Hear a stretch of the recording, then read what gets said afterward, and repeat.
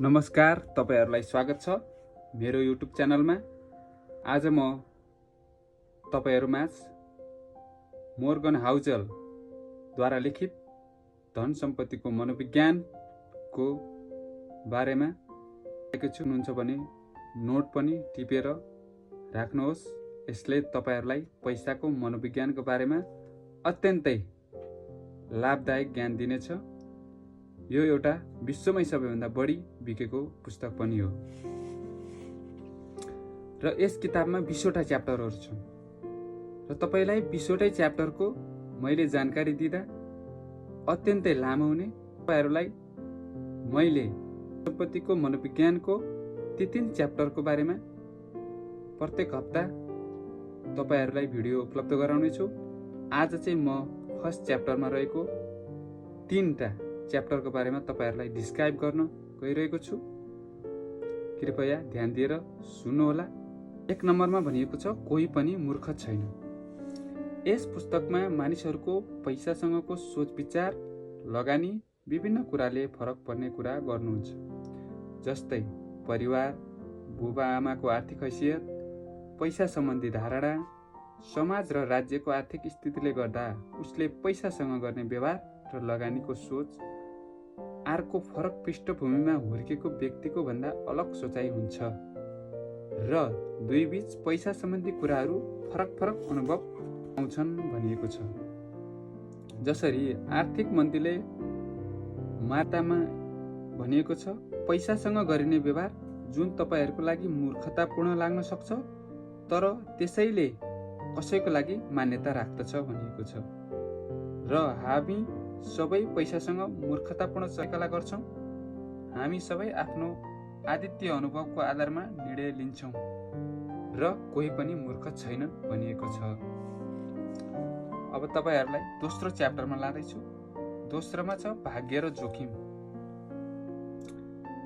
भाग्य र जोखिममा चाहिँ यसरी उदाहरण दिएको छ, कुनै पनि समय परिस्थितिले गर्दा समान क्षमता भएका, समान मेहनत गर्ने व्यक्तिहरूको पनि कोहीको भाग्यले गर्दा नाम दाम इज्जत हुन्छ भने समान मेहनत समान बुद्धिमत्ता भएको व्यक्तिको एउटा जोखिमले गर्दा उसले त्यो सबै कुराबाट वञ्चित हुनुपर्छ भन्ने आशय हुन्छ। यहाँ उदाहरण दिएको छ, बिल गेट्स, एलन पोल र कोन्ड वान। बिल गेट्स र एलन पोलले जति बुद्धिमानी, कम्प्युटरसँग जति उनीहरूको नलेज थियो त्यत्तिकै नलेज कोन्ड वानको पनि थियो। तर भाग्यवश हाई स्कुल पढ्ने क्रममा, हिमाल चढ्ने क्रममा उसको दुर्घटनाले मृत्यु भयो र उसको समय त्यही सकियो। बिल गेट्स आफै पनि भन्नुहुन्छ, तरी लेकसाइड स्कुलमा कम्प्युटर हुन्थेन भने अथवा बिल गेट्स त्यहाँ पढ्दैन थिए भने माइक्रोसफ्ट कम्पनी हुँदैन थिए भनेर उहाँ भन्नुहुन्छ। यो पनि एउटा भाग्यको खेल हो। र बिल गेट्स भन्नुहुन्छ, सफलता पनि एउटा खराब शिक्षक हुन सक्छ भनिएको छ। किनकि बुद्धिमान मानिसहरू उनीहरूलाई लाग्छ कि त्यस शिक्षाबाट लिएपछि उनीहरू कहिले हार्न सक्दैनन् भन्ने एउटा शिक्षा लिन्छन् भनिएको छ। र यस भाग्य र जोखिमको मुख्य कुरा भनेको समान मेहनत, समान परिश्रम, समान लगाव राख्ने व्यक्तिहरूको पनि पैसा सम्बन्धी, धन सम्बन्धी कुराहरू भाग्यले पनि डिफ्रेन्ट पार्छ भन्न खोजिएको छ। त्यसैले हामीले एकै समयमा हुर्केका मानिसहरू पनि कोही भाग्यले गर्दा एकदम माथि पुगेको देख्छौँ भने कोही भाग्यले गर्दा सबै कुरा गुमाएको पनि देख्छौँ। यो त भए भाग्य र जोखिमको। र अर्को टपिक्समा जाउँ। यहाँ भन्न खोजिएको छ, पर्याप्तता जान्न सकिएन भने धेरै गुमाउनु पर्छ। पर्याप्तता कसैलाई पनि हुँदैन। यस पुस्तकको तेस्रो अध्यायको के सिक्न सकिन्छ भने कतिपय अवस्थामा हामीले पैसा पुगिसकेको हुन्छ तर पनि हामी अझै धेरै खोजिरहेका हुन्छौँ।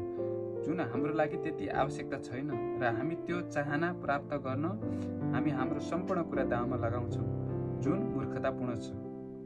अझै बढी चाहनाले गर्दा धोकेबाजी, गैर कानुनी ठगी धन्दामा लागेर सबै गुमाएको घटना पनि छ। यदि तपाईँलाई अति आवश्यक छ भने भिन्दै कुरा हो, नत्र तपाईँको आवश्यकता हो कि मात्र अझै प्राप्त गर्ने खोक्रो इच्छा। यहाँ दुईजना पात्रको उदाहरण दिएको छ, जसमा एकजना गुप्ता र अर्को म्यान्डोफ।